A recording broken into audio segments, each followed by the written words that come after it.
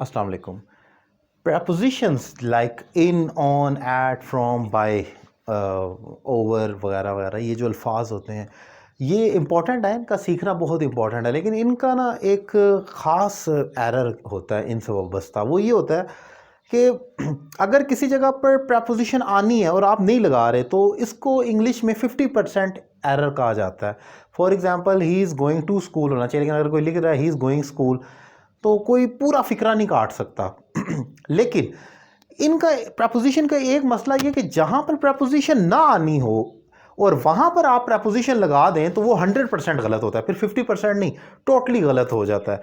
सो इसके लिए मैं जो अपने स्टूडेंट्स को जब ऑनलाइन क्लासेस मुझसे ले रहे थे, मैं उनको हमेशा एक ही एडवाइस करता हूँ कि या तो प्रॉपर सीख कर बोले, जब 100% कन्फर्म है कि यहाँ पर preposition in, on, at, from का इस्तेमाल होना है तो वो लगाएं, अगर डाउट है तो ना लगाएं।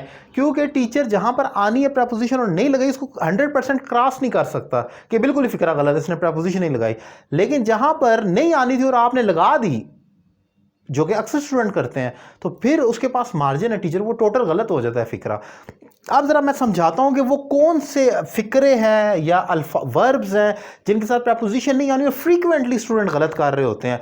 एक तो ये देखें, जैसे मैंने लिखा आई नो हिम, नो के साथ कोई प्रपोजिशन, आई नो हिम होगा, अक्सर लिखा I know to him, to, और ख़ास तौर पर ज़्यादा जो होता है ना 90% टू का इस्तेमाल है, जो स्टूडेंट हर जगह पर लगा रहे होते हैं टू, और वो फिक्रे को बिल्कुल उड़ा कर रख देता है, गलत कर देता है। एक और देखें, शी मैरिड विद हिम, उसने उसके साथ शादी की। हम क्योंकि लिटरली उर्दू को ट्रांसलेट कर रहे हम कहते हैं उसके साथ के लिए तो विद आना है, तो विद नहीं आना, मैरी के साथ कोई प्रपोजिशन नहीं आनी, शी मैरिड हिम हो जाएगा। आई कंट्रोल्ड ऑन माई फीलिंग, मैंने अपनी फीलिंग्स पर कंट्रोल किया, पर के लिए आप ऑन लगा देते हैं तो कंट्रोल के साथ भी कुछ नहीं आना, ऑन आप गलत लगा रहे हैं। अगर आप लगाएंगे और ऐसा कोई स्टेटमेंट मेरे पास आए तो मैं तो ऑब्वियसली उसको क्रॉस करूंगा। लेकिन मैंने फिर बताया कि जहां पर आनी हो और नहीं लगाई आपने, वो फिर भी थोड़ी रहम दिली होती है उसमें कि नहीं समझ आई या वो फिक्रा पूरा नहीं गलत कर सकता। लेकिन ऐसा आप करेंगे तो वो बिल्कुल ही गलत है। He reached at the station, at तब आता है जब पहले से खड़े हुए हैं, I am at the station का, जब रीच बाहर से आ रहे हैं तो तब एट नहीं लगेगा, तो रीच के साथ कोई प्रपोजिशन नहीं लगनी। ही अटैक्ड ऑन हिम, उसने उस पर हमला कर दिया। अब हमारे ज़हन में ये होता है पर के लिए तो ऑन आना है तो वह लगाएं फ़ौरन, हम ऑन ठोक देते हैं कि भाई ये तो आना ही आना है, जैसा जो माइंड में। लेकिन ऑन इसके साथ नहीं होगा, ही अटैक्ड हिम होगा, इसके साथ कुछ भी आपने लिटरल ट्रांसलेशन नहीं करनी है। ये देखिए, ही रिजेंबल्स, रिजेंबल्स का मतलब होता है जो सिमिलर लगता है, कि एक जैसी चीज़ जो आपको लगती है, उसका चेहरा अपने अब्बू से, अपने फादर से मिलता है, रिजेंबलेंस है। तो अब क्योंकि हम कहते हैं उसके साथ मिलता है तो विद लगा देते हैं, गलत है। रिजेंबल के साथ कोई प्रपोजिशन नहीं आनी है। आई रिक्वेस्टेड टू हिम, मैंने उससे, अब हमें लगता है कि से का तो टू होता है तो फौरन टू लगाएं, ऐसा नहीं है। आई रिक्वेस्टेड हिम होगा, ये भी गलत है। ही आंसर टू माई क्वेश्चन, उसने मेरे सवाल का जवाब दिया, तो यहाँ पर अक्सर लोग टू डाल देते हैं, ये भी गलत है, टू नहीं आना। ही आंसर के साथ कोई preposition, he answered my question आना है। देन अप्रोच एक वर्ब है, साइन, रिटर्न, ये वो वर्ब्स हैं जिनके साथ कोई प्रपोजिशन नहीं आनी। अगर आप कोई कम्पिटिटिव एग्जाम दे रहे हैं, करेक्शन ऑफ एरर में इस किस्म के वर्ब्स आए हैं तो फ़ौरन अलर्ट हो जाएं कि अगर वहाँ पर टू लगा हुआ है, ख़ास तौर पर 90% तो मैं डैम श्योर हूँ कि टू की ही गलती होती है।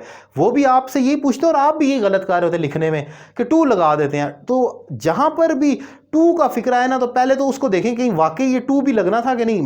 मेरे सामने अगर पेपर आए और करेक्शन ऑफ एरर करनी है तो 2-3 चीज़ें पहले मैं ज़हन में रखकर करता हूँ कि ये तो नहीं हुआ एरर होता ही उन 3 पॉइंट्स पे, वो घिसे पिटे वही फिक्रे पूछे जाते हैं। तो सबसे पहले तो देखना है कि टू जो लगा हुआ है वो तो नहीं मैं गलत लगा रहा, कि वो लगा हुआ है और मैंने उसको उड़ाना है। तो ये चीज़ इसमें एक इंपॉर्टेंट है। उम्मीद करता हूँ ये लेक्चर बहुत क्रिटिकल है और ये वो सिमिलर मिस्टेक्स हैं जो फ्रीक्वेंटली आ रही हैं और स्टूडेंट गलत कर रहे हैं और फिर बार बार वही सवाल होता है कि ठीक क्या होना है। सो मैंने यहाँ पर ये डिफ़ाइन किया। उम्मीद करता हूँ लेक्चर आपको पसंद आया होगा। अगर आप मेरे दीगर वीडियो लेक्चर देखना चाह रहे हैं, मेरे यूट्यूब चैनल को सब्सक्राइब करें, सैयद अली रज़ा काज़मी।